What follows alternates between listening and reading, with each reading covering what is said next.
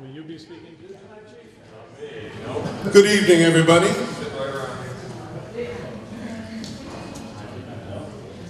On behalf of NMCares, we would love to welcome you to this presentation this evening. I think you're going to find it to be very informative. I would like to take this opportunity to thank Superintendent Joan Landers, Principal Isaac Taylor, and Assistant Principal Larry Smith. And also for the folks who helped us set up the hall tonight, the custodial staff, we greatly appreciate your efforts. Now before I introduce Dr. Potee, I'd like to share with you a few words on stigma. After all, that's why we're here. We know that stigma is a mark of disgrace on a person or persons. We know that it causes prejudice and discrimination. But I'm going to take it a step further. I want to talk a little bit about social withdrawal and depression. Allow me to qualify myself by saying that I drank alcoholically for 14 years. As of December 25th of this month, I will have been in recovery for 31 years. Thank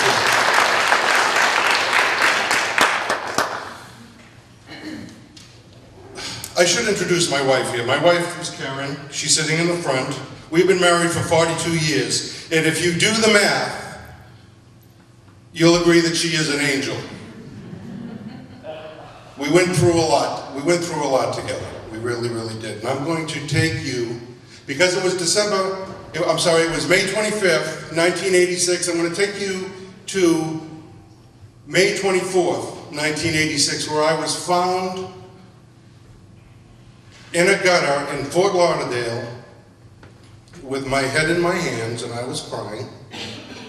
And a store manager come out of an Albertsons, which is like a market basket up here, and he looked at one of his employees and he said, "Do me a favor, go call the cops and have this bum removed off my sidewalk." Have this bum removed off my sidewalk.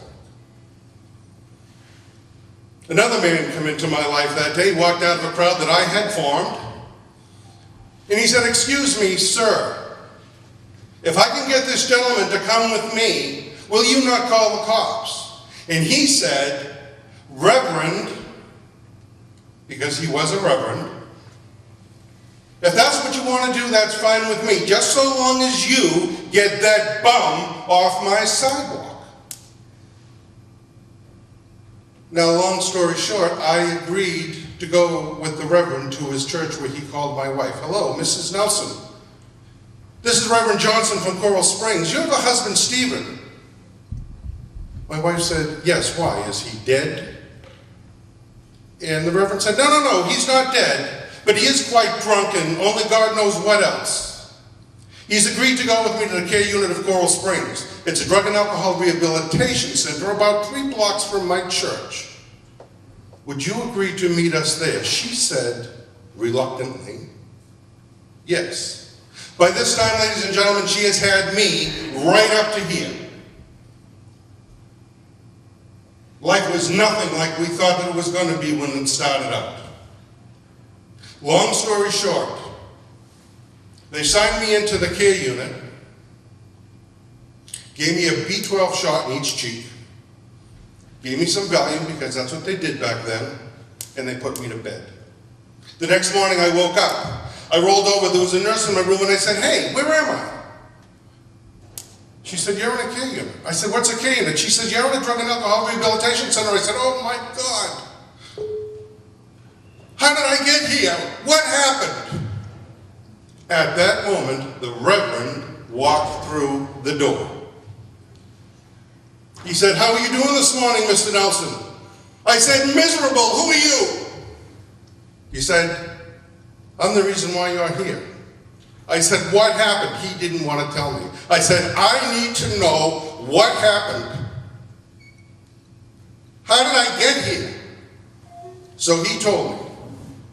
He told me everything. At that point, ladies and gentlemen, I had had enough. And it wasn't because that store manager called me a bum. It was because I had most of my adult life run the same way, on the same track. I had been laughed at, humiliated, made fun of.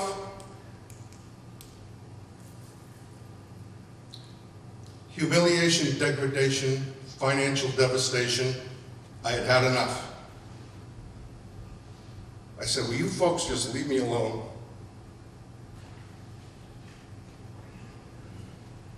Let me die.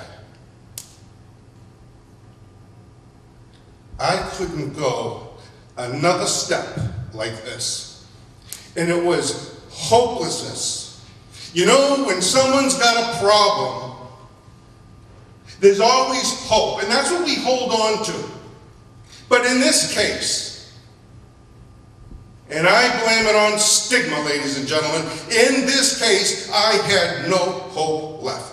Hopelessness to me is nothingness, and nothingness is nothing more to me than a set of suicidal thoughts and tendencies, and that is exactly where I was.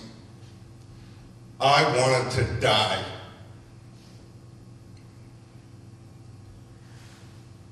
They wouldn't let me. They told me that there was a better way. I said, I have tried this 16 different ways from Sunday and I could never, ever, ever make it work. I could not get sober no matter what I did. They said, Mr. Nelson, you have not come through here before. Give us a chance. Dr. Frick, who was on staff, said to me, you know what, Steve? I don't know if we can save you, but I know one thing for sure. You walk through that door, you're going to be dead in 3 months. I've got your labs here. You're going to get your wish if you go back out through that door. So I didn't. I spent the next 35 days in this 28-day program trying to figure out how I could make my life better. You know what I learned? I learned about Steve. I learned about his addiction, his disease. I learned about my family and what I needed to do, and I learned about my God.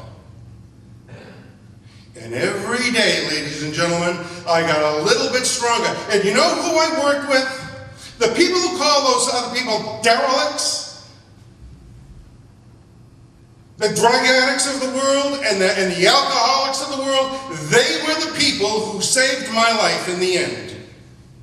Those were those people that came before me. And my life began to get better each and every day. And I got a little bit stronger and a little bit stronger.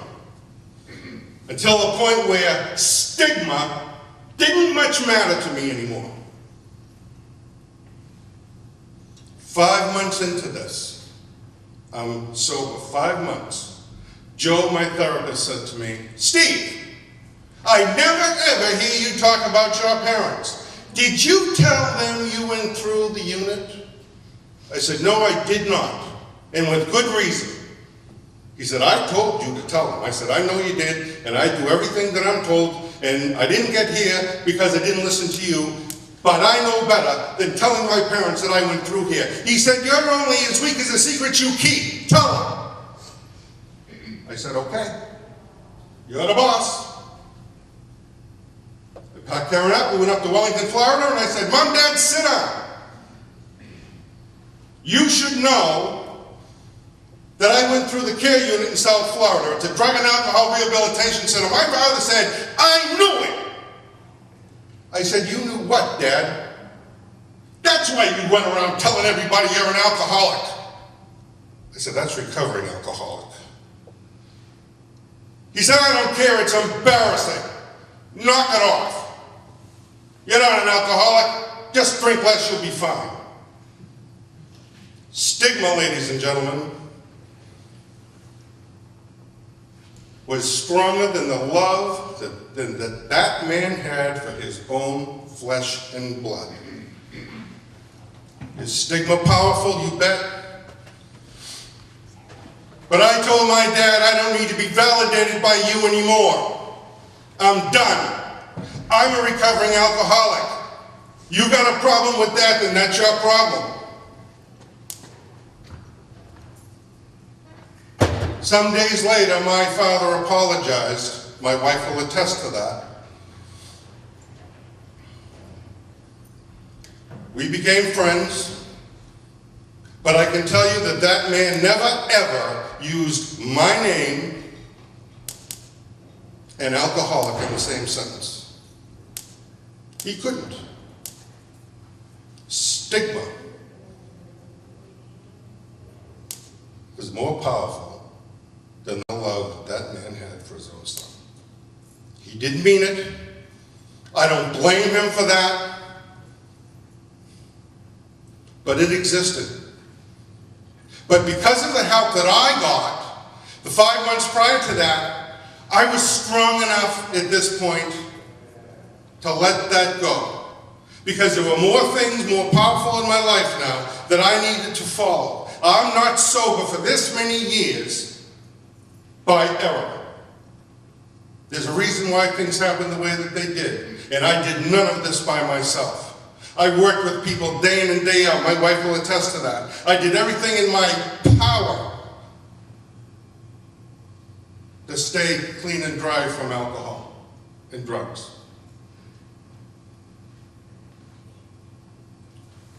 "31 years later, what's changed? Everything. Everything has changed. NMCares.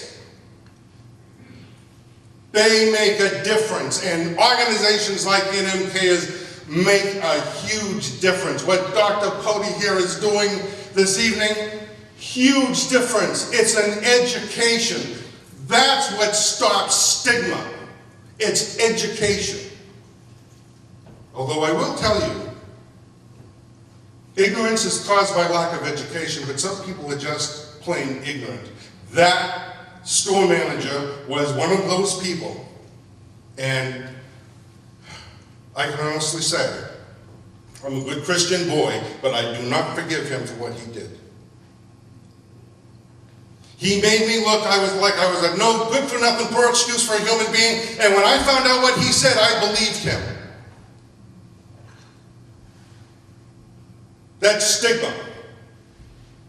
And stigma has got to go. And I'm going to leave you with one last thought, and I'm sure you've heard this before. But if you ever have an opportunity to help someone, like Reverend Johnson helped me, jump on it. Jump on it because it is so, so vitally important. To the world, you're only one person, but to one person you could be the world. I appreciate you folks for coming tonight. Thank you very much.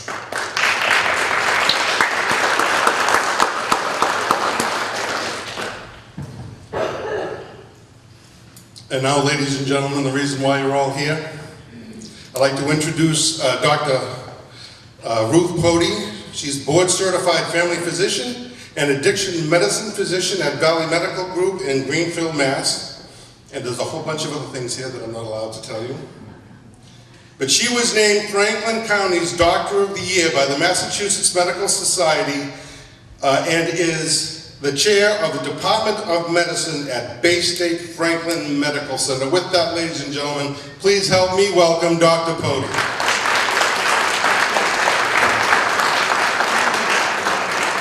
Thanks, everyone. I'm sorry about our technical problems. I don't know how many of you give talks sometimes. It's always your worst nightmare that your slides aren't going to work. And I'm like, what would I do without my slide deck? My slide deck's really very relevant to the talk, so thanks for all my tech support out there. I appreciate it. And thanks to Steve for that really powerful beginning of this.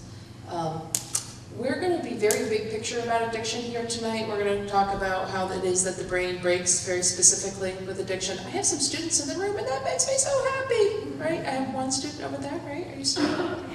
That's fair. And I have another student over there. Awesome. And there's a hiding one over there with a hoodie. Hi. But this is actually totally appropriate for students. And I always wish I had more students in the room. I'm always glad when I have law enforcement here. I think that's great. So we're going to talk about how it is the brain breaks specifically with addiction, and we're going to focus on the reward circuit of the brain. It has three areas: the nucleus accumbens, the prefrontal cortex, and the ventral tegmental area. And this is the part of the brain that tells you to eat, drink, and send your genetic material forward. This is the part of the brain that tells you to survive every day. Because it is not what you all think when you wake up every morning, because most of us get up and we walk the dog and we go to work and we clean the house and do many other things, but really the point of being on this planet is to survive long enough to send your genetic material forward. That's how your brain thinks. So we think of this as the eat, drink, and have sex part of the brain, and every creature on this planet has this exact same reward circuit, and it's the part that tells you to live or to die.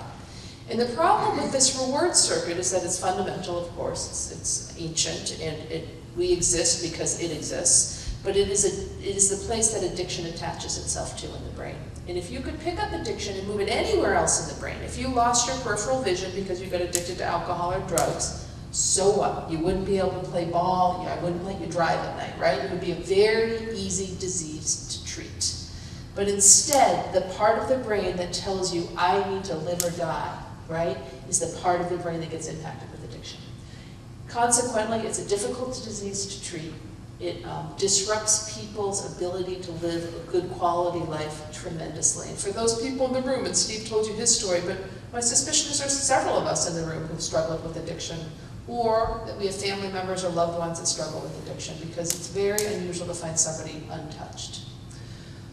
So when we think about this part of the brain, it is dealing with the neurotransmitter called dopamine. I'm not going to spend any time on serotonin, which manages mood disorder, but dopamine is this neurotransmitter or chemical in the brain that gives you this strong sense of joy and euphoria and holy smokes, that was awesome, I need to repeat that behavior. So again, the part of your brain that says, I need to find good clean water, I need to find a mate, you want this reward circuit to be in place to say, return to the same wooded glade next year, because this year you found a 10-point buck here and you were able to shoot it and feed your family for another week. That dopamine that you get in your brain says that was good behavior, it allowed you to survive, it allowed you to keep your family alive, return to that behavior. So it gives you this positive reward that keeps you surviving. It has with it very strongly associated fine motor skills.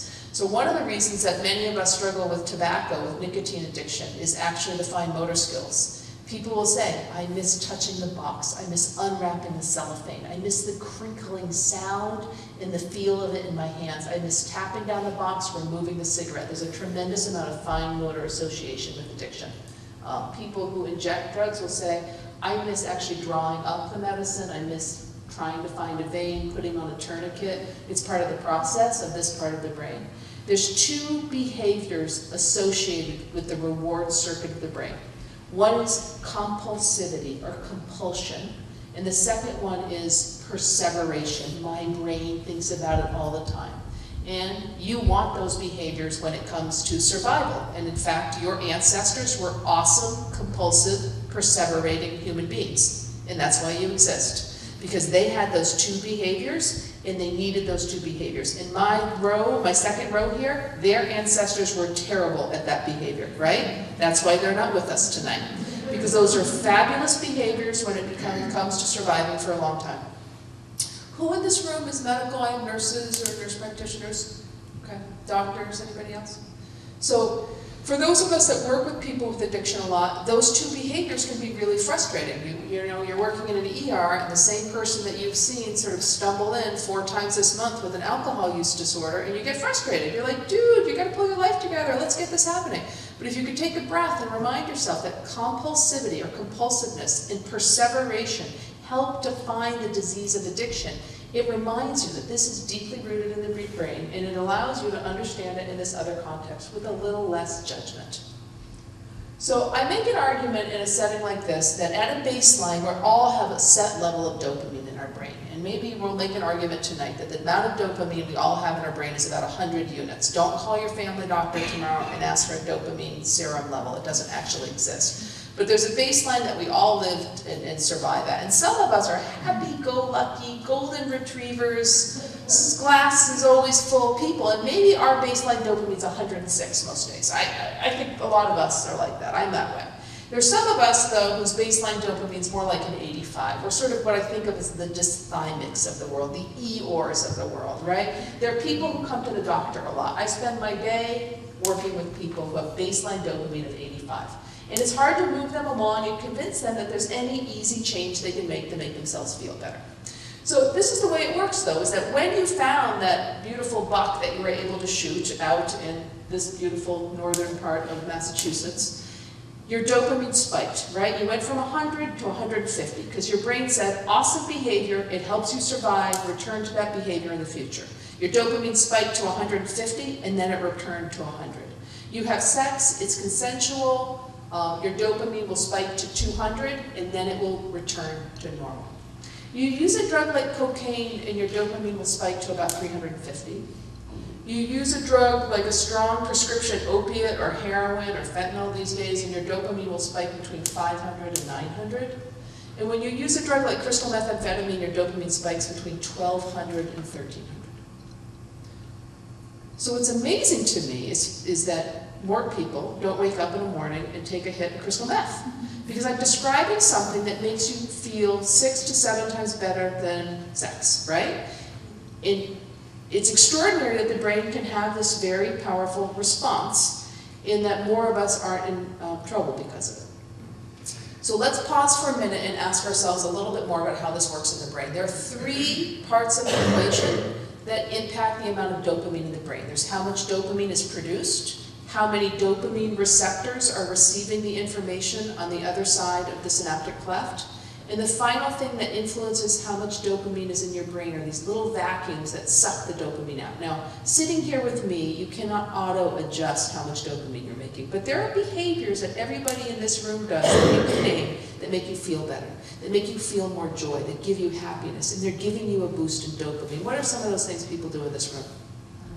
Running. You're a runner? You go, girl. I'm a runner too. Exercise. The truth is, putting on my running clothes, I'm not that excited. Most of my runs don't feel good, but after my run, that's when you got that dopamine. What else do you do that gives you joy and pleasure? Shop. Okay, so actually, purchasing things, because first of all, is there such a thing as likely as shopping addiction? There is actually, so be careful with that one.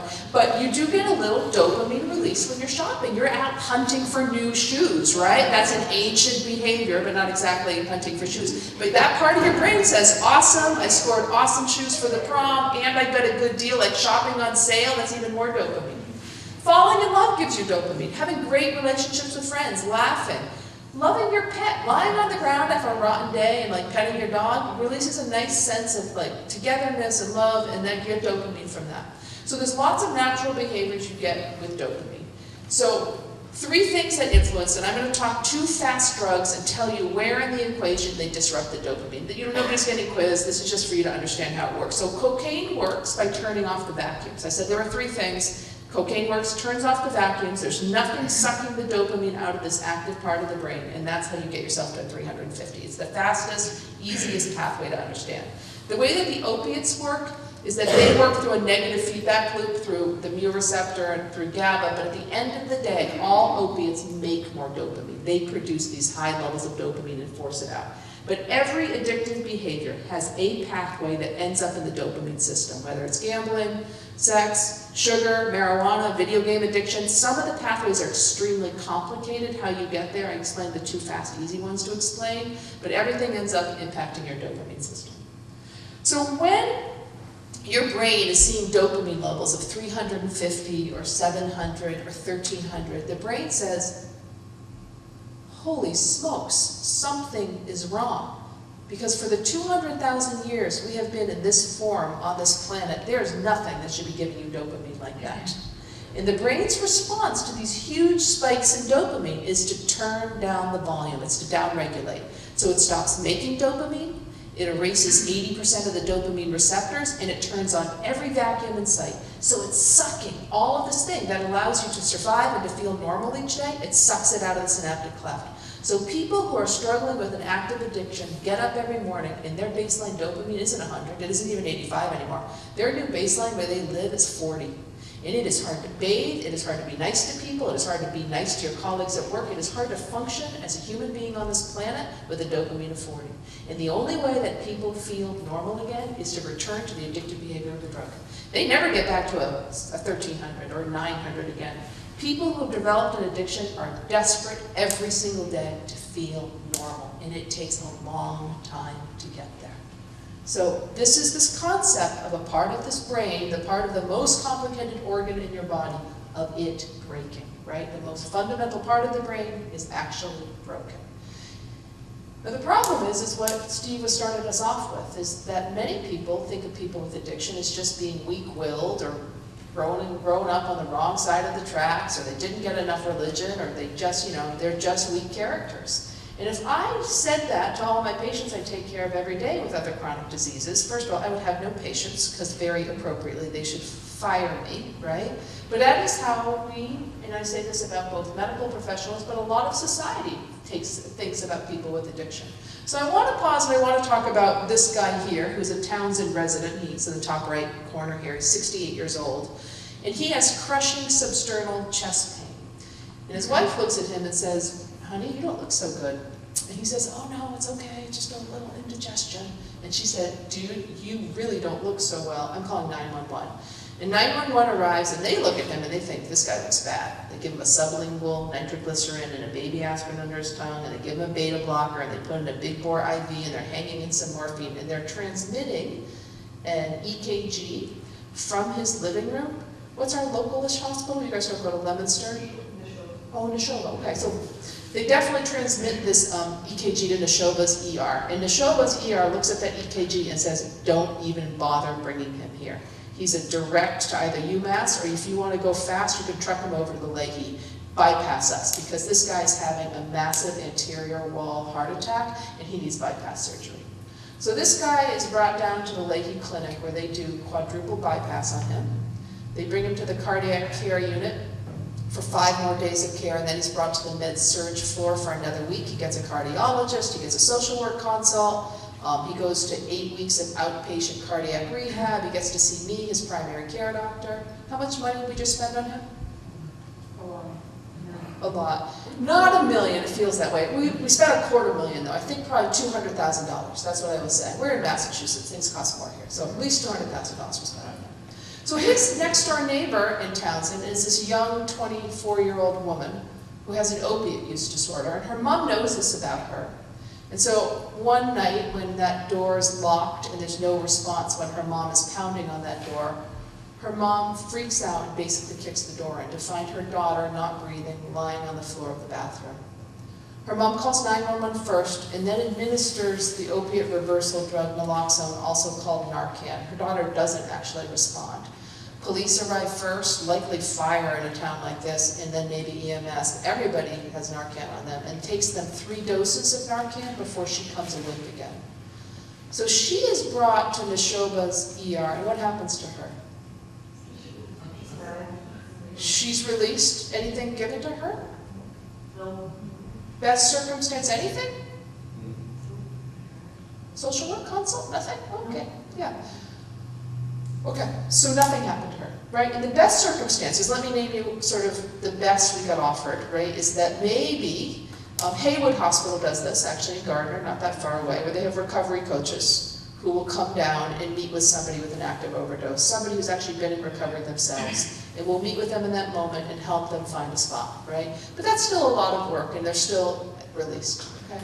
So let me tell you more about my 68-year-old guy. Both of his parents had heart attacks in their late 50s. In fact, his dad died at the age of 59 from a massive heart attack. He smokes a pack and a half a day. He kicks back a 12-pack of beer every day. He goes to McDonald's 3 times a week. He doesn't exercise. He actually doesn't know me as his primary care doctor because I saw him 4 years ago and I said, you have high blood pressure and I need to start you on medicine. He never picked up a script and he never came back to see me. Does this guy have an addiction problem? Yeah. What's he addicted to? Cigarettes, alcohol, what else? Food, probably sugar and fat, right? Did he create his disease? No.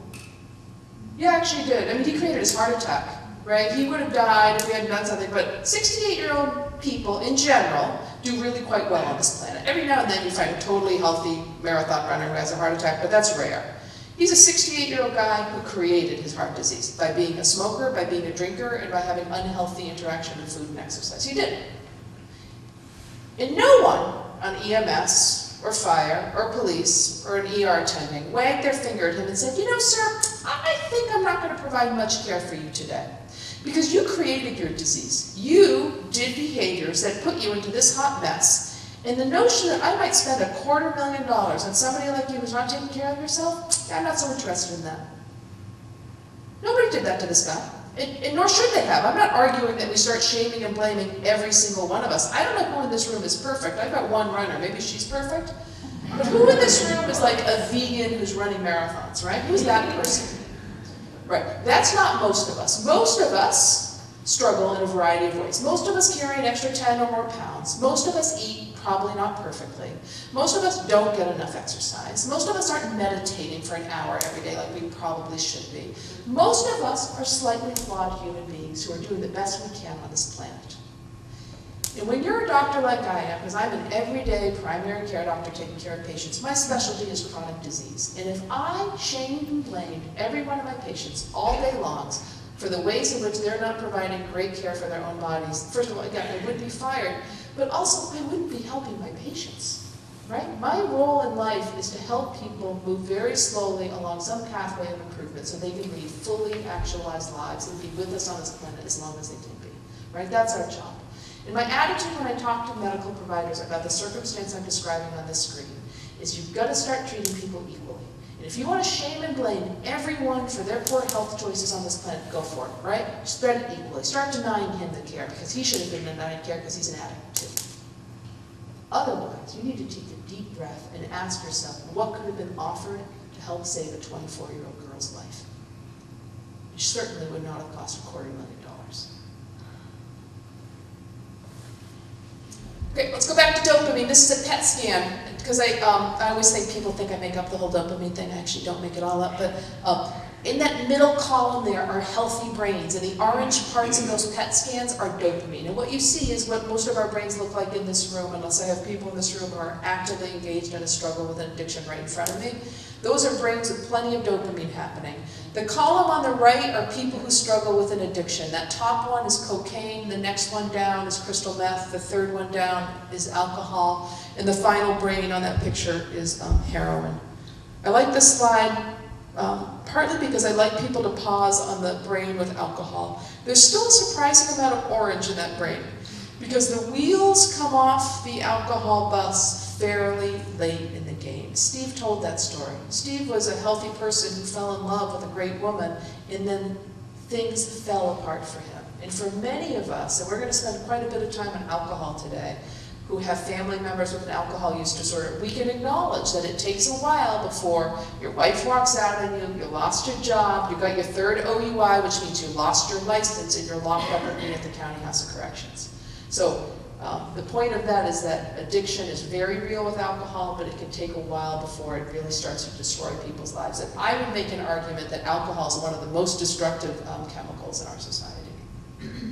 So there's three things that predispose people to addiction. The first one is genetics. The second one is early exposure while the brain is developing.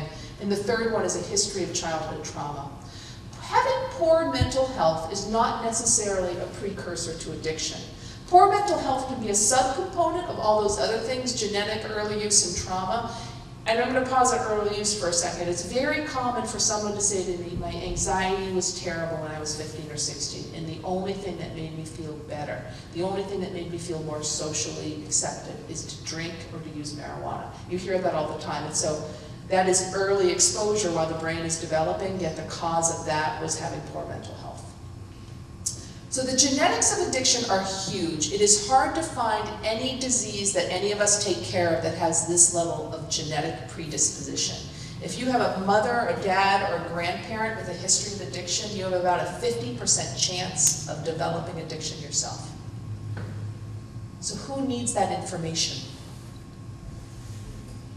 Everyone, but especially our kids, right? Our kids actually need to understand what their genetic risk is. And I take care of kids because I'm a family doctor, and they'll tell me about their great-great-aunt who had colon cancer, and internally I'm like, that really didn't matter, right? But yet they know nothing about their genetic risk of addiction. Our kids do not get to choose what happens in terms of genetics. They get what they get. But they have almost 100% influence over the next thing. And when they influence the next thing in a positive direction, they almost entirely erase the genetic risk. That's why our kids need to know, is because they can actually do something about it, right? That's an amazing thing. You don't need to go into the gory details with the kids. When I sat my 3 kids down, I didn't tell them all the bad stuff. I told them what they needed to know, which is that you 3 are at high risk for addiction based on your family genetics. And for that reason, I am urging you to do the next thing quite well. And that is delay your use, delay exposure while the brain is developing.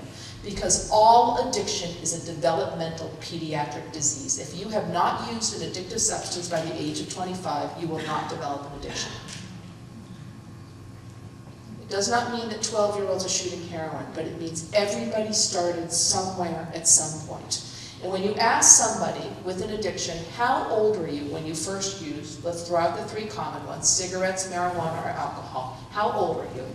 Steve, may I ask you, how old were you when you first started? 15. 15. The average age of first use is 12, 13, 14, 15.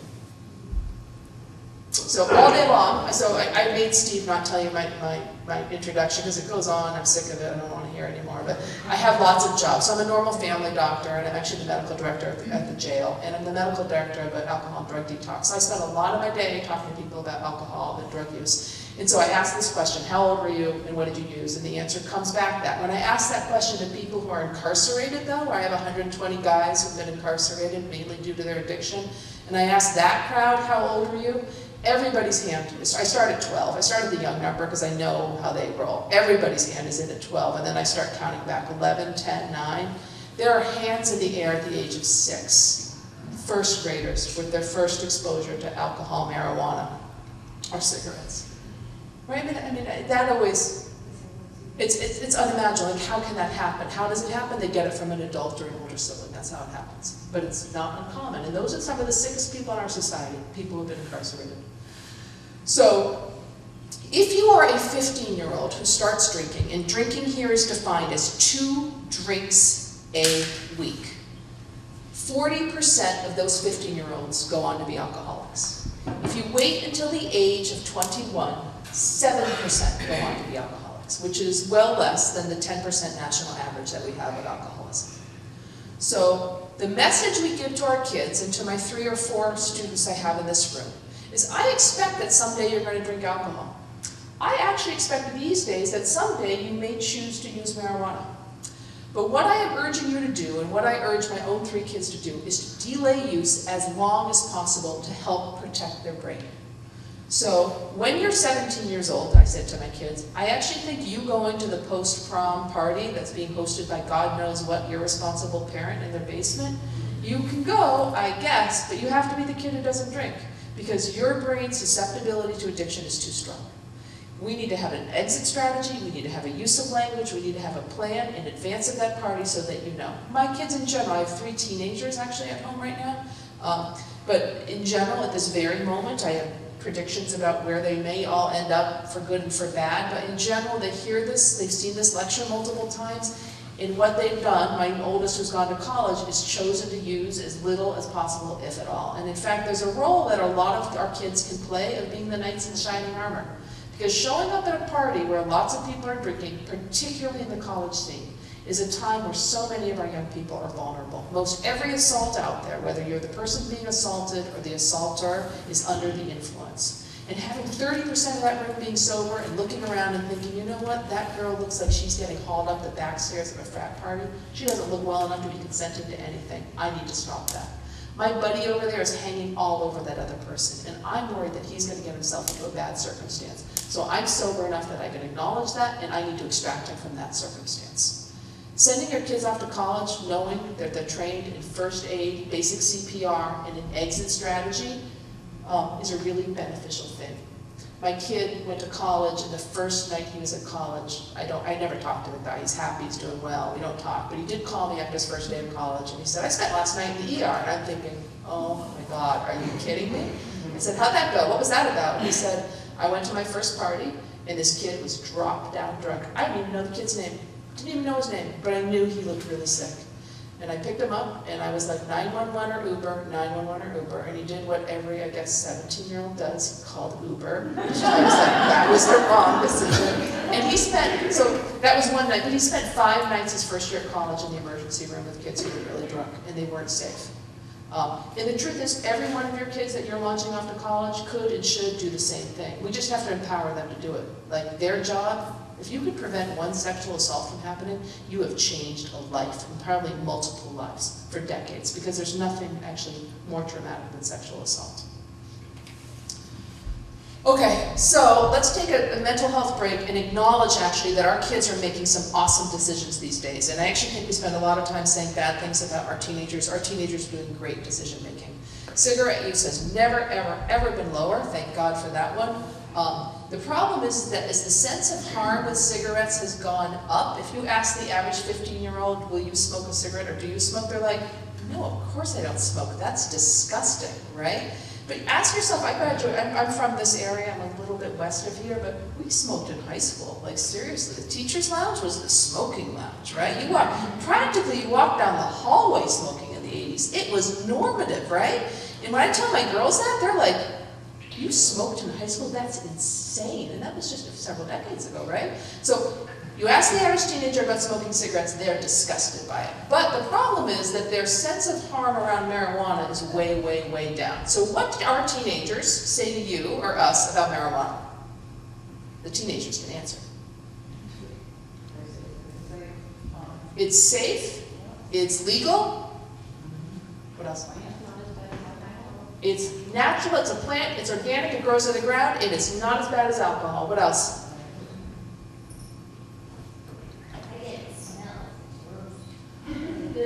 So that's good. That's a negative comment. Someone says it's stinky, right? It's not going to kill you. You won't overdose on marijuana, and you won't get addicted, right? So that's the list of 6 that spills out of the average mouth of a 24 and younger. That just spills right out, that list, right? So we're going to talk about marijuana and brain development. So there's 3 things that happen during the teenage years, between the ages of 12 and 24, that are absolutely critical. And it's happening in this high school, and it's going to be happening in your brand new high school every day.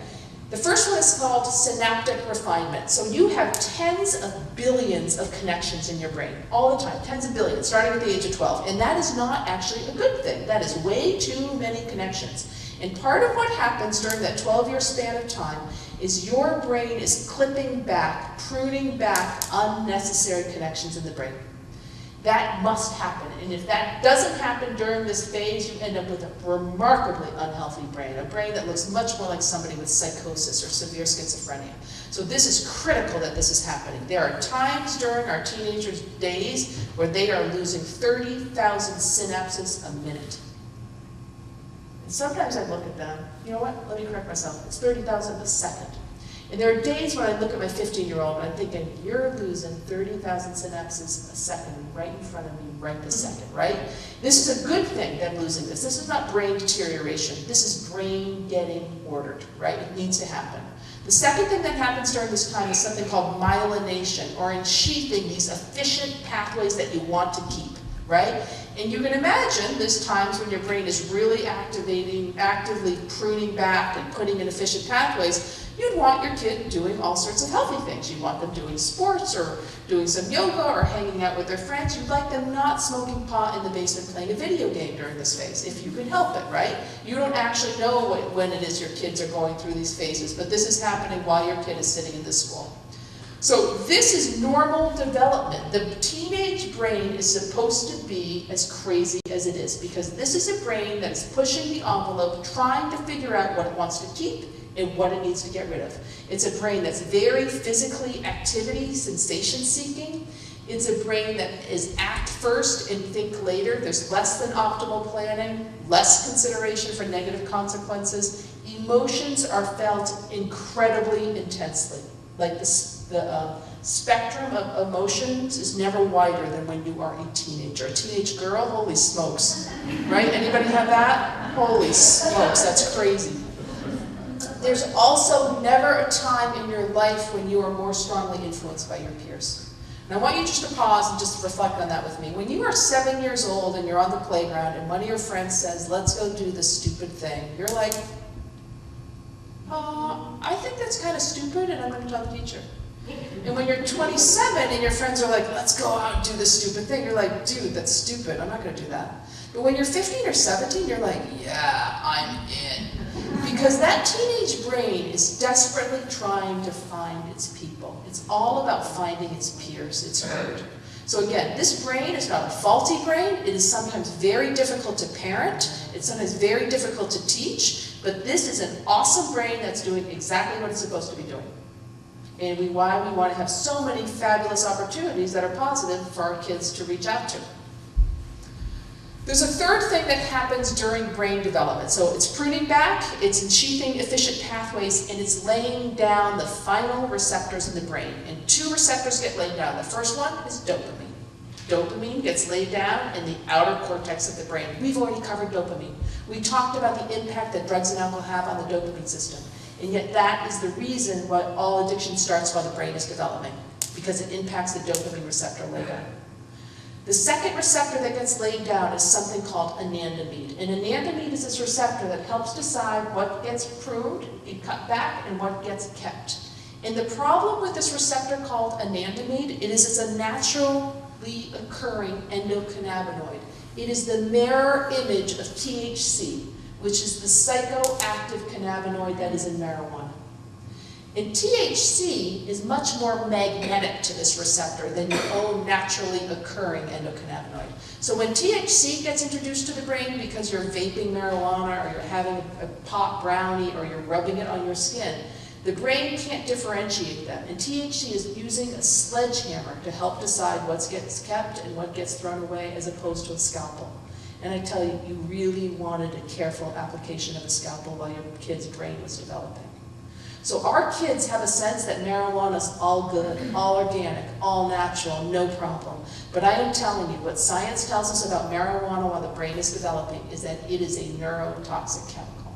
And I'm not going to lie to you, over the age of 25 or 26, I actually don't care if somebody smokes marijuana. I don't think it's any worse than alcohol. I don't want them on the roads. I don't want them operating on my knee. I don't want them changing the lug nuts on my car. What people do in their own homes with marijuana, once they have a fully developed brain, is fine with me.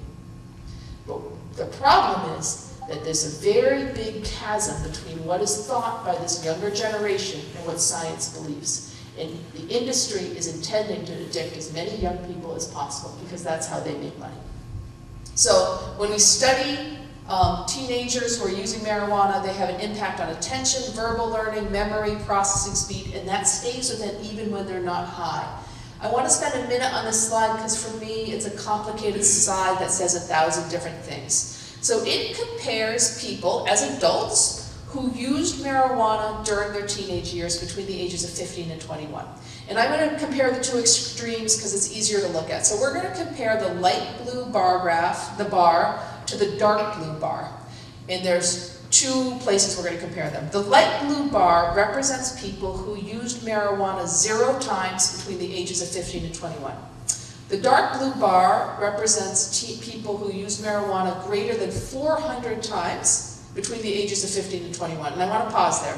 Greater than 400 times in a 6-year span is not hard to get to. When kids are using marijuana, they're using it every day. They're not just using it every day, they're using it first thing in the morning when they wake up, they're vaping it in a pen in the bathroom here at the school, they're using it after school to do their homework, they're using it to get through dinner with their family, they're using it to go to bed. I just hit 5 hits of marijuana in a single day. So getting to 400 uses in a period of 6 years is very easy to hit, okay? So we're comparing 0 to the other extreme. And what you see is that graduating from college by age 21, if you used marijuana 0 times, graduates from college about 34%. People who used marijuana 400 times or more, rates of graduation were about 18%.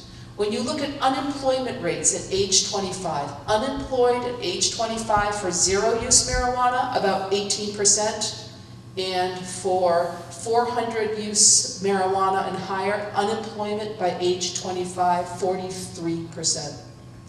That, for me, is a kid who failed to launch. That's what that represents to me. And this will have a big impact on our economy, on public health. And the truth is, I love my 3 kids. I want them gone. I want them to graduate. I want them to go to college. I want them to launch into life and pay taxes and give back to society. I don't want them living at home when they're 25. So this, for me, is tremendously concerning when it comes to this next generation of kids. The problem with all of these studies, it was based on the old THC levels. So THC in the old marijuana in the 70s and the 80s and the 90s, the rates of THC were between 1% and 2.5%. There is no field-grown, DEA confiscated plant in this country that is anywhere less than 9% THC. Most plants are between 9% and 16% THC, and that will only get stronger because people are growing stronger and stronger plants. Can we acknowledge that the other stuff, that flat line on the bottom represents other CBDs, the stuff that manages spasticity with multiple sclerosis or nausea with chemotherapy? Nobody's growing a more potent, medically useful plant. They're growing a plant that's getting people more and more and more stoned, okay? So this is what marijuana looks like to our kids these days. They're not using some dried weed wrapped in paper. If I handed them the average blunt, most of them wouldn't know what it is. This is what they see. This stuff is called concentrates, and it's called butter or shatter or hash oil, earwax, and this is ranging between 40% and 95% THC. Then you start talking about how to get it into your body, because you can smoke it, you can vape it, you can rub it on your skin as a cream, you can put it under your tongue as an oil, you can drink it in beer and spaghetti sauce and coffee and in ice cream. And the most common way our kids are using marijuana these days are as edibles, and the edibles are looking like this. So when you walk into the average store in Colorado, and it's really candy that's been infused, obviously with sugar and chocolate, but with marijuana. Every candy bar there has 12 servings. So the last time anybody in this room shared a Kit Kat with 11 other people was never in your life. Nobody would ever do that, right? Yet you have ranges of THC in these products that are also ranging between 40 and 80% per serving, and then you're multiplying that by 12. So here I am describing the neurotoxicity of THC while the brain is developing. The data I'm basing it on is on levels of 1 to 2.5% THC. Start using things that have 90% THC and then get 12 servings right when you wake up in the morning. This is a terrible drug for developing brains. That's what I will say. And I wish more people knew this, and I certainly wish our kids knew this more. So I don't say to my own kids, don't ever drink, don't ever use marijuana. I do say don't ever smoke cigarettes. I hate cigarettes. I say you need to delay your use till your brain is done developing. That's what I say. Am I being realistic? I'm doing the best I can working in today's reality. So when you think about marijuana, I just want to pause for a minute and go back to the year 1900 in this country. And nicotine is a chemical in tobacco, and tobacco is a Native American plant. It's been here for millennia, and the native people of this land used tobacco. They used it ritually. They probably smoked the equivalent of a cigarette every 2 weeks for a ritual. In the year 1900, the industry started, the tobacco industry started. And the tobacco industry, the first thing they did is they grew a more addictive plant with bigger leaves, bigger veins. It's in the veins of a tobacco plant where the nicotine is. They created something with more nicotine in it, right? Which is exactly what the marijuana industry has done. The second thing they did is they found smarter ways to deliver the nicotine. So they wrapped it up in little tiny thin paper, and they added a bunch of other chemicals to make it as addictive as possible, to make sure as many people were hooked as possible. So in the year 1900, fewer than 1% of Americans used cigarettes. And by the year 1950, nearly 70% of American men smoked cigarettes. The #1 killer in our country is tobacco. And what kills me about this is we've handed the tobacco industry their next $10 billion or $50 billion industry, which is the marijuana industry. We've handed it to the industry to do whatever the hell they want with, and to say, oh no, it's all good, it will cause no harm.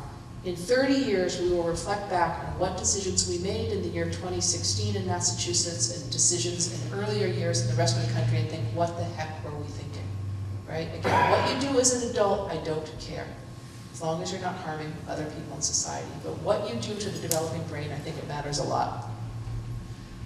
Okay, so let's talk about alcohol. 1/3 of us in this country drink zero, absolutely nothing. 1/3 of us in this country drink just a little bit, like a couple drinks a month, a drink a week, barely drinking, light social drinkers. And the final 1/3 of us drink all the rest of the alcohol.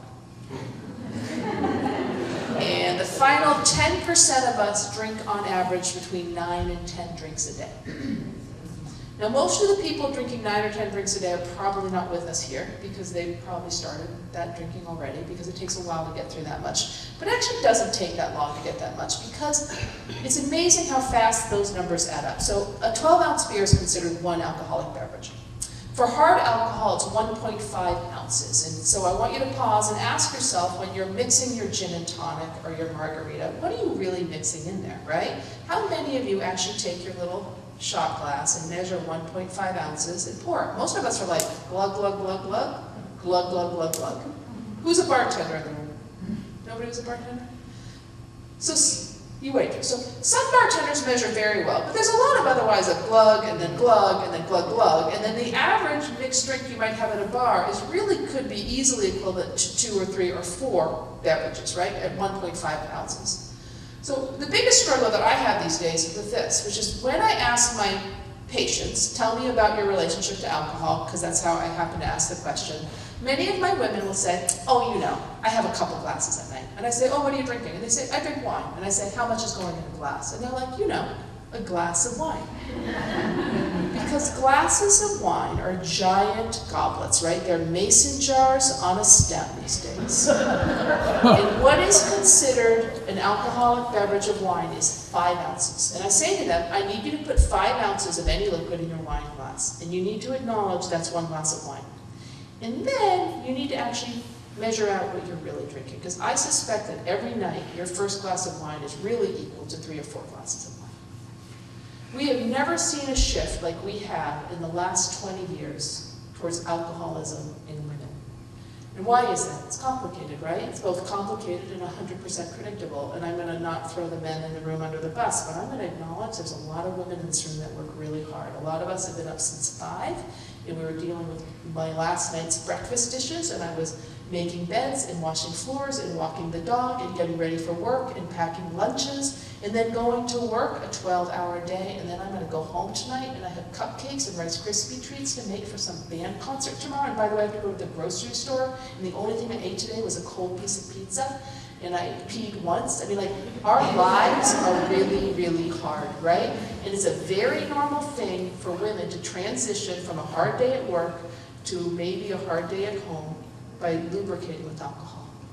And the market knows this, right? Which is why they sell mommy juice and, you know, mommy's time out. It's a targeted industry trying to get women to drink as much as possible.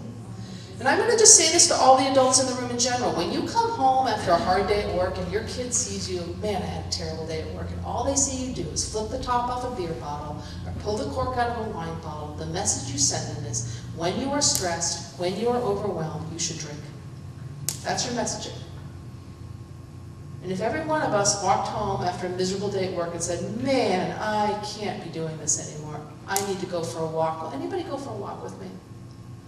I'm going to go put John Kabat-Zinn on my smartphone in the other room, and I'm going to go sit down and do a 10-minute mindfulness-based stress reduction exercise to quiet down my brain because I'm miserable. The message you would be sending to your kid then is there are really healthy ways to manage stress in your life. It doesn't involve turning to a substance. Think about the last time you went to an adult party where there was not alcohol. Seriously. And we should actually probably have more of those opportunities. Our kids should probably see us drinking a lot less than they do. Okay, there's 3 things. I know it was a long time ago that I said this, but there are 3 things that predispose you to developing a disease of addiction. The third one is having a history of childhood trauma.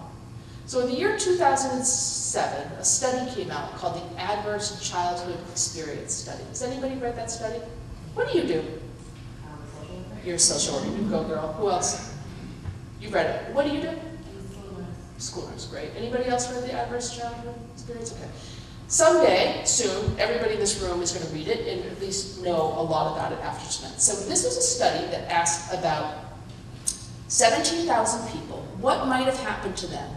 It's asking adults to reflect upon what happened to them as children under the age of 18 in their household. 10 questions, yes or no. I'm going to read you not all the questions, but a lot of them, because I need you to understand this. There's nothing that is going to be inappropriate for people in the room. I'm sorry I have my back to you, but I can't see the screen well enough.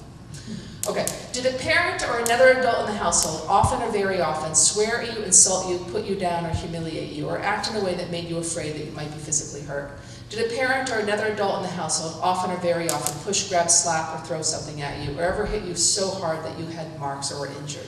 Were you sexually abused? Did you often or very often feel that no one in your family loved you or thought you were important or special, or that your family didn't look out for each other, feel close to each other, support each other? Did you often or very often feel that you didn't have enough to eat, had to wear dirty clothes, and had no one to protect you, or that your parents were too drunk or too high to take you to the doctor if you were sick? Were your parents separated or divorced? Was there somebody in your household with major mental illness? Was there somebody in your household who was incarcerated? Did you watch your mother or stepmother be physically abused by your father? 10 questions, yes or no. This is a measure of household dysfunction, neglect, and abuse. And if you score a 6 or higher on an ACE score, you will die 20 years earlier. You will have higher incidence by a huge margin of heart attacks, asthma, COPD, multiple broken bones, multiple sexual partners. It is the most strong predictor of who will struggle with massive obesity, who will struggle with addiction, and who will struggle with chronic pain. An ACE study is a predictor of very poor health outcomes for all of us, yet very few of us know anything about it. I mean, if I ask this room, what do you guys know about smoking, also bad health outcomes, you guys could tell me everything bad there is about smoking, right? You know about it. But here I have an unspoken public health problem because a lot of us grew up in households where really bad things happened to us. And the truth is, becoming a community that is more knowledgeable about trauma, that is more understanding of what happens in children's lives, becoming what we think of as a trauma-informed community, and getting really good trauma treatment for people who are suffering from it will make a huge difference in the outcomes of many diseases, and over time, save a heck of a lot of money. So 3 things that predispose you towards addiction: genetic risk, a history of childhood trauma, and early exposure while the brain is developing. And the message I say to you as parents is to talk to your kids. Like, start talking to them now. Start talking to them when they're in the 5th grade. Start talking to them about smoking when they're in the 3rd grade. Start talking to a kindergartner about if you ever see a pill, you get an adult. You would never pick up a pill on the ground as a kindergartner. You would get an adult. Because the blood pressure medicine, lisinopril, will kill a 5-year-old, right? So those are the messages you give very early. And you talk to your kids often. You want your kids to come to you when they're in trouble. You want them to tell you about the after-school party where alcohol is available. You want to be the present parent, even if sometimes you kind of didn't want to hear what they had to tell you, and internally you're completely freaking out. You need to be that parent. So again, I want to acknowledge that our kids are making awesome decisions, and they're doing a heck of a lot better than most of the adults in this room did. We've never had lower rates of alcohol consumption. We've never had lower rates of cigarette use. Something like 4.6% of high school seniors are smoking cigarettes. If Obama's trajectory had stayed in place in terms of public health measures, the prediction was that by the year 2025, we would have no more smoking in this country. I doubt the funding will be happening for public health measures in that way in the next few years, but at least we had been on the right path. Illicit drugs has been flat. So I want to talk to you a little bit. I think people come here and they think I'm just going to talk about heroin because I spend a lot of my time doing that. Sorry, I have a golfer's elbow. I do not golf, but I carry my computer, and my elbow hurts when I hold a microphone. So every morning, because I'm a family doctor, I wake up and I read the local paper, and I read the obituaries first, because I take care of very sick people who are going to die, right? I have lots of people on hospice, and I need to know who died last night. I need to call their family. I need to fill out a death certificate. So that's my pattern every day. And in the morning of December of 2012, I woke up and I read the obituary of that young woman in the red city year jacket on the top right of that screen. And it said, Ashley Sims, age 21, died of a heroin overdose at home. And I thought to myself, oh my God, I know Ashley, I know her grandmothers who raised her, and I called them to tell them how just thunderstruck I was and how heartbroken. But also to thank them for telling the truth about how Ashley had died. Because it was 2012, and for several years I'd been reading obituaries of young people dying unexpectedly at home. And because I'm a local small-town doctor and I'm a public health person, I knew really why people were dying. But I think most people didn't, right? Because unanticipated deaths of young people at home are either a suicide or really an overdose. Unless the bottom of the obituary says, please give money to the Dana-Farber Cancer Institute or the Leukemia Lymphoma Society, which, by the way, is an anticipated death, people die because they killed themselves or because they overdosed. And starting in 2012, I grew up, again, I told you I grew up fairly local. I grew up in North Quabbin. I went to Mahar Regional High School, which is a local public school off of Route 2. But those grandmothers went to our little local paper, the Greenfield Recorder, and said, you have got to start telling this story about what opiates are doing to our community and how they're harming so many of us. And this little tiny newspaper in the smallest and most rural county in Massachusetts every day began running front page stories on this issue, starting in 2012 and 2013. In the community, because we're a small community, began to work very hard together to help make a difference in this problem. So there's no doubt in my mind that pills are the original thing on the hook for this epidemic. I do not deny that. I am not going to say, though, to you today that pills are a current killer. They're not.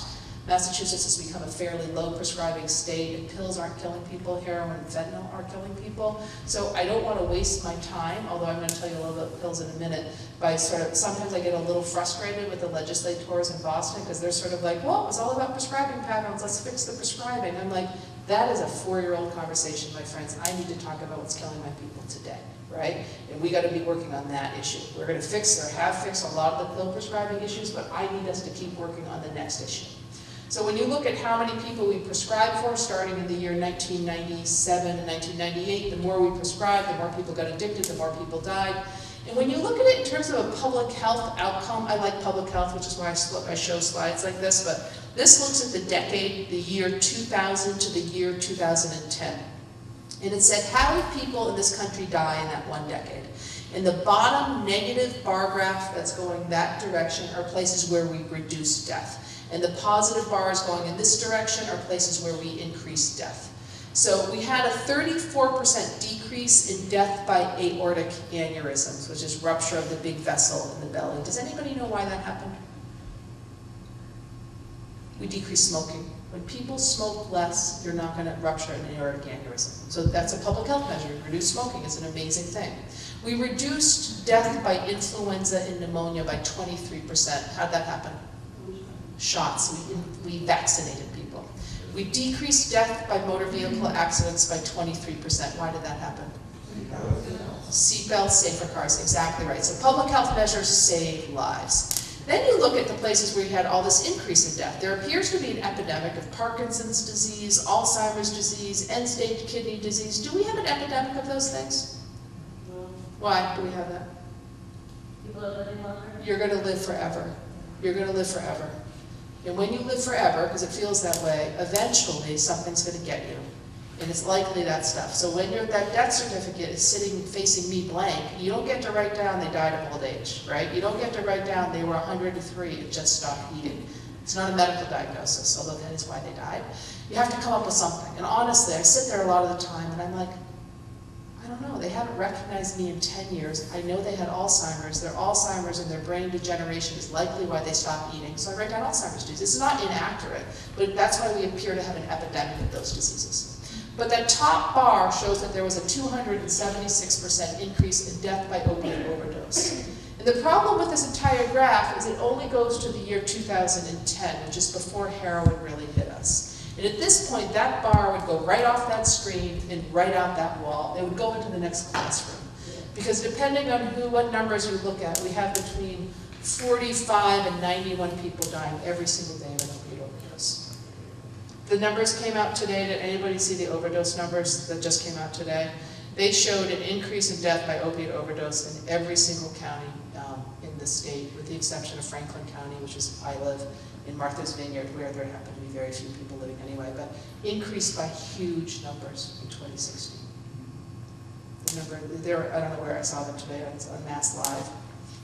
Okay, so let's look at the country, 2016. The first map is 2003, it goes to 2014. And those red areas are where people are dying, and you just see the death march across the country. So we, in the 1990s and the early 2000s, referred to I-95 as Oxy Highway, because I was working in Boston at the time, and we just saw all these pills coming up from Florida. Because Massachusetts has never been a big opiate prescribing state. Obviously, there are rogue prescribers out there who overprescribe, but we were like 41 or 43 in the country in terms of prescribing. Most of the pill opiates that came here got shipped in here from Florida. So there were like 600 pain clinics in the state of Florida, and they would send out these buses, these air-conditioned coach buses, and you would come from Maine and Massachusetts and Kentucky, and you'd get a free ride and 3 nights in a hotel, and all you had to do is to walk into a couple pain clinics a day. You didn't need to limp, you didn't need a diagnosis, you didn't need to be old, you needed nothing but cash. You walked in with your wad of cash, they handed you a bag of pills and 5 scripts. Then you handed that back to the tour operator. You had a little vacation. They get the opportunity to sell tens of thousands of drugs back to the streets of Kentucky and Tennessee and Vermont and Massachusetts.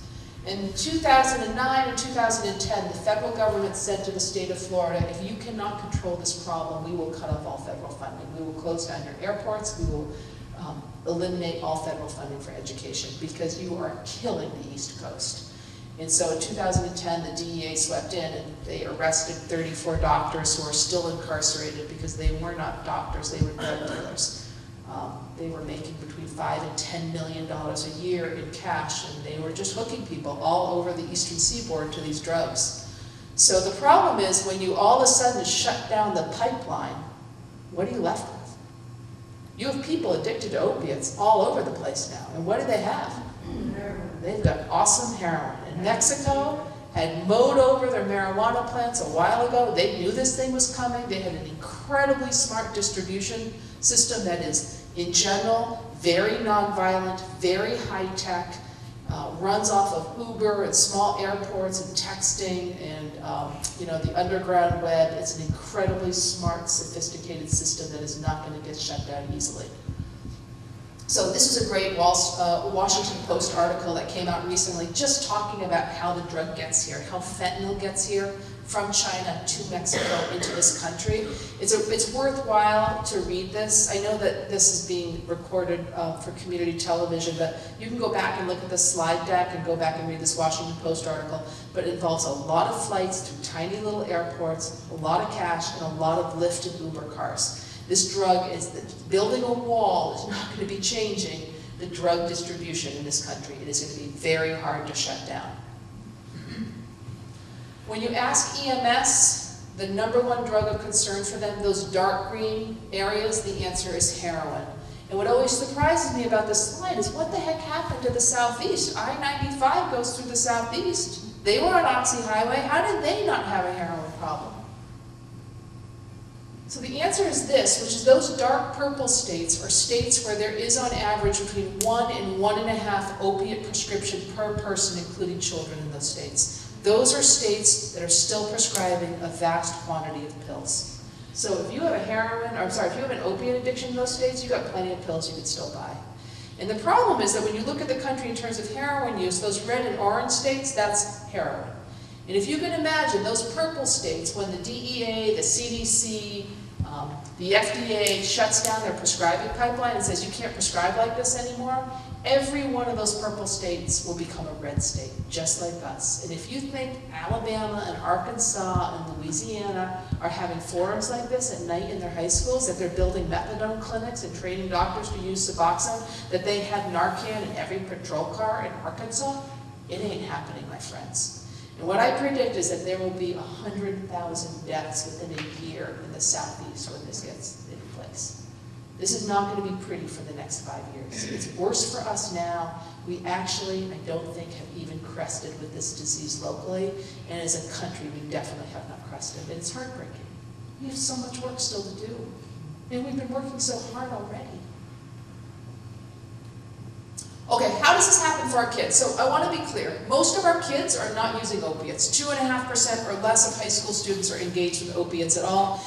When they get opiates in the old days, i.e. 2 or 3 or 4 years ago, which is the old days, they got it out of your cabinets at home. That for me is such an old story, I can barely stand here and talk to you about it. If you have controlled substances in your house, if you have an old bottle of Vicodin from some oral surgery you had or knee surgery, you still have that in your house, get it out of your house. 2013, that was the conversation. We're done with that, right? Every police office out there has a drug take-back box. 2 Saturdays ago was the federal DEA drug take-back. Get it out of your house. If you're actively using those medicines because you use Xanax or Valium or Ativan, or you're using opiates chronically, or you have a kid who uses a stimulant like Adderall or Vyvanse or Concerta, it should be kept under lock and key. There should be no access, it should be under lock and key. My alcohol at my house is under lock and key. I know that seems crazy, but why would I make it any easier for my kids to drink when I know they're at risk than I already should, right? Lock and key it. So again, do a little mental inventory about what's in your house and get rid of it. Because our kids will get their drugs from you or from a neighbor. So, wisdom teeth. Who had a kid or with some oral surgery? Okay, did you have it recently? I've had it, not recently. Oh, how many, did you get some opiates from it? How many did you get? You got Vicodin, how many? 30, you were given 30 Vicodin. And it made you sick. How many did you use?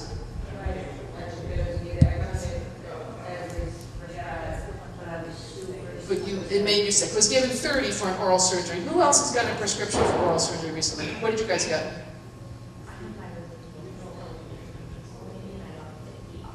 50? 50? Oh my God. I'm having palpitations. Anybody had some oral surgery in the last year? Okay, and how many did you get? Okay, this is a woman who said, no thank you, I don't want the script. Yeah, what did you get?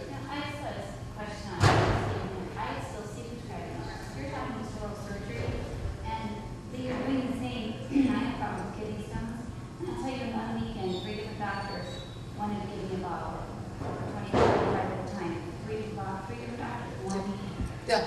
I did the same thing, no thank you. Yeah. I'll take one bottle and Yep. then it'll be done. Yep. They just hand them out. It just feels like they hand them out. So one of the things I'm going to say that's positive is that I've been doing these talks now for 4 or 5 years, and the answers when I asked, what did you get? The answers were always 30. Sometimes they were 60 or 50. That's a huge number. But over the last year and a half, the average answer has come back. I've been getting 12. I got 8. The numbers have come down. But when I've now asked tens of thousands of people, how many did you use? And I'm talking about oral surgery here, not about kidney stones, because you sound like you're strong and have good pain tolerance. But when I ask how many of this pain pill did you use for your mouth, the answer is always, I used 0, 2, 4. The most I've ever heard was 6, ever.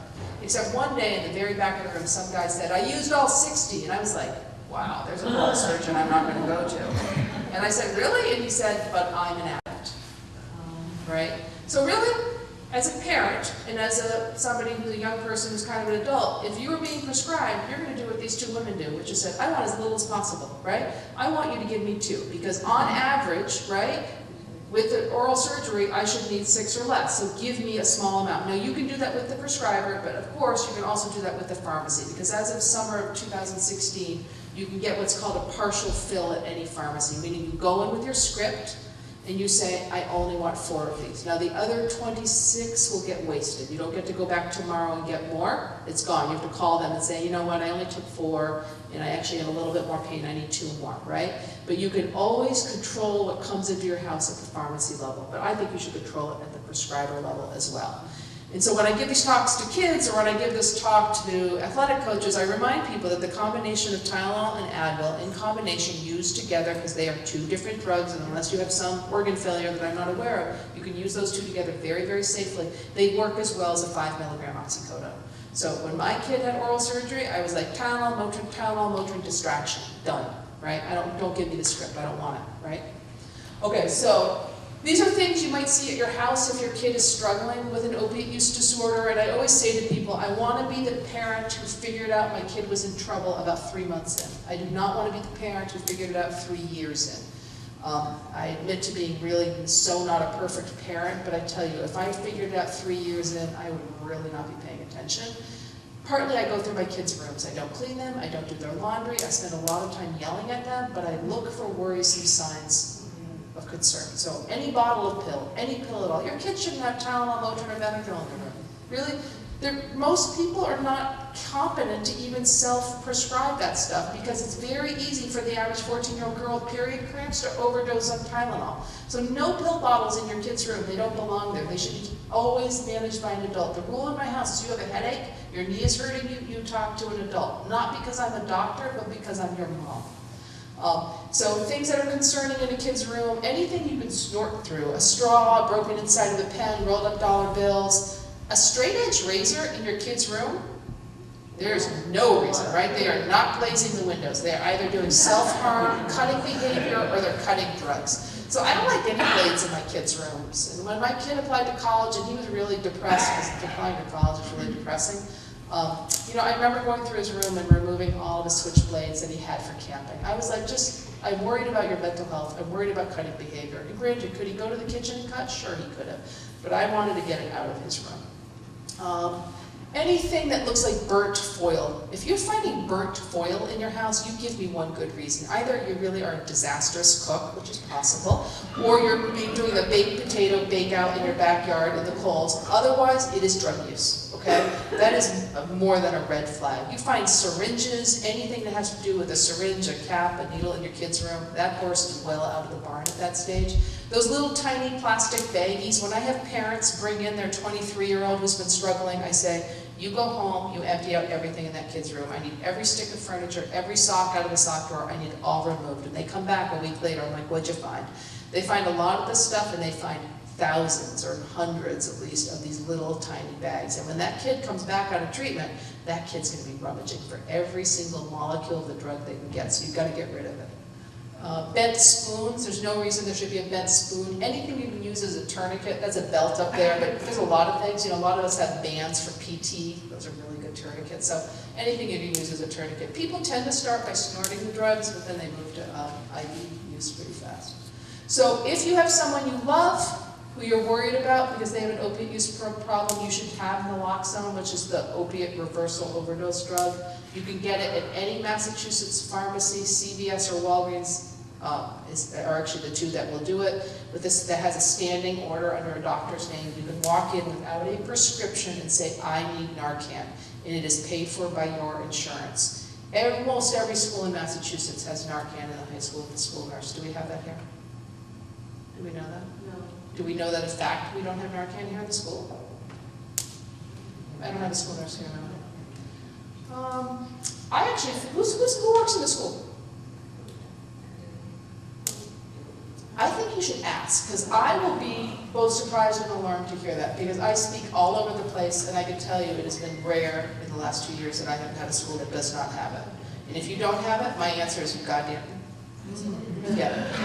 Because it is much more likely that you're going to have an overdose than a bee venom anaphylactic shock in a high school senior, right? And how many EpiPens do we have in our school?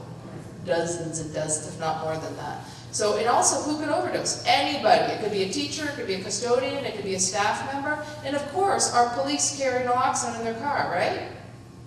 And of course, they're going to be here fast, but I tell you, this has to do with the brain and getting oxygen. It would really be nice for somebody in the building to be administering the drug. So I can tell you, as a standard, most every school has it. It's not a rule, but the school nurses ran it. They're like, we need to get Narcan. And I said, here are the written orders, make it happen, and they all did it overnight. I didn't ask anybody in my school. I said, here are the orders, and get the Narcan. And I'm sure the school board found out like several years later, and maybe they were surprised. These are great books on addiction. If you want to learn more, if you thought, wow, I actually didn't know as much as I thought I did, I want to learn more about this, any one of these books, you can take out your smartphone and take a picture of it, but those are all awesome books on addiction. That top middle book called The Body Keeps the Score is the best book on trauma I've ever read. So if that segment I did on adverse childhood experiences resonated with you, if you're in the medical field or you're a therapist or you work with human beings who suffer in any way, that book has really changed how I practice and how I think about things medically. So The Body Keeps the Score. It's beautifully written. Has anybody read that book? You're going to read that book. You're going to love that book. Has anybody read any of these books? What have you read? Beautiful boy, beautiful book, heartbreaking. As a parent reading that book, I sobbed. It was so hard to read. Beautifully written about a dad who tells the story of his son's terrible addiction. And then his name, David Sheff, wrote this other book called Clean about failed treatment in this country. It's a great book too. So any of these books would be totally great to read. There's a YouTube video of me giving this talk. If you think, oh my God, I wish so-and-so saw this, you can send the link if you YouTube my name. I know I don't have a name up on the screen. I guess I should do that. But my last name is Potee, P-O-T-E-E. And there's a lot of takes of me like standing with a microphone in front of a school, but this one is sort of more professional. I'm wearing a pink shirt. And what's good about it is the slides are available. So every one of my slides, every talk I give, I change it up. I get more recent data in it. So it may be a little bit different. So let me just go back to the book screen because that's a good screen. Okay, what questions do people have? Yeah. What's the shelf life on Narcan? Say it one more time. Shelf life on Narcan? Oh, what's the shelf life on Narcan? It's about 2 years, except a lot of people keep it in their car. And the heat-cold differential probably makes it break down a little faster. So I've never been able to get either the drug reps or the pharmacy to give me a clear answer on if it's stored in a car. But in a school, it's 2 years, and in fact, the drug company gives it to every school free. So there's a form online, the drug company is in Pennsylvania, and every public school in the country can have Narcan, and it comes in a two container. So schools should not be putting out money. So if we find the school does not have it, your school nurse just needs to figure that out. If they can't figure it out, they will talk to Mary, will talk to me, and I will tell them how to do it. Yeah. Do you do this program in schools for the actual students? I have in the past. I work like 7 jobs. I'm the medical director of multiple things right now. So I have, and my kids are going to fire me. So I do this for kids, but I work during the day, and these kids are here during the day. So I have one day off. Like they didn't even watch it on TV? They could. And one of the things I say is my slide deck, I'll email it to whoever wants it. Now, I'm not very good about my follow-through because I'm wicked busy, but I can send the slide deck to whom in this room, who could then get it out and maybe put it on the school website, because this would be great for health teachers, right? This would be good for science teachers, just to talk about basic biology of the brain. That's a biology class, right? There's so many ways in which you could steal these slides. Don't credit me, run with them. Pretend you did the entire talk. I don't care, but get it out there. And so I have done things for auditoriums of school kids, and it's a little different than this. I don't spend as much time talking about trauma, and I spend a lot of time talking about marijuana. Because marijuana is the #1 drug of abuse for our kids right now. And again, that's the way I think it's going to be. And the pushback I get in the room, woo, it's scary. It's a little bit intimidating. I can stand and talk to you guys all night long. But put me in front of 1,500 teenagers, and with the pushback on marijuana, it's a little intimidating, but it's fine, I've got it. We go back and forth with each other about our feelings on the subject. Do you guys have a question over here? Yeah. Opioids, are they like downwards, depressant?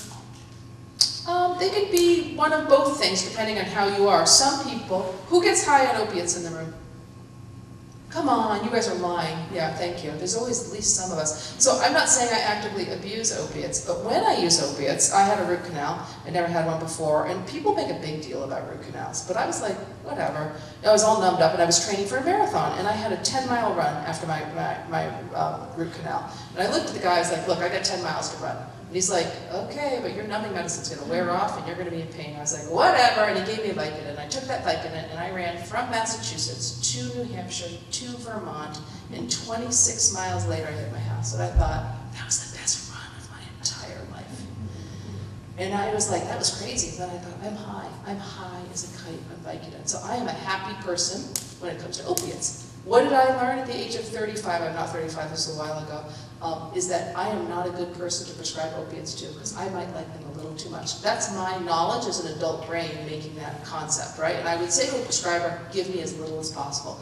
But if I had been 15 and been as happy as I was that day, 15 was terrible. I was depressed, I was anxious, my parents were divorcing, I was a mess. And if I had discovered an opiate at that age, I would have been in deep.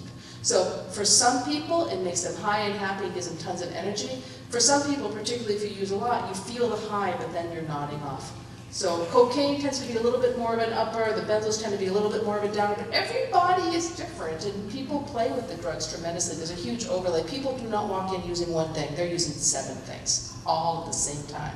There's a lot of benzo abuse, which are Ativan, Xanax, Valium. The amount of that stuff on the street is huge. What were you going to say? So what you're saying is that it's a my granddaughter having a drug addiction. If your granddaughter, knowing nothing about her, falls within that parameter of family history, Her mother has. yep, so she has a 50% chance or higher. Early exposure while her brain is still developing puts her at high risk. And then a history of having childhood trauma. And childhood trauma can just be, you know, my mom struggled with a substance use disorder.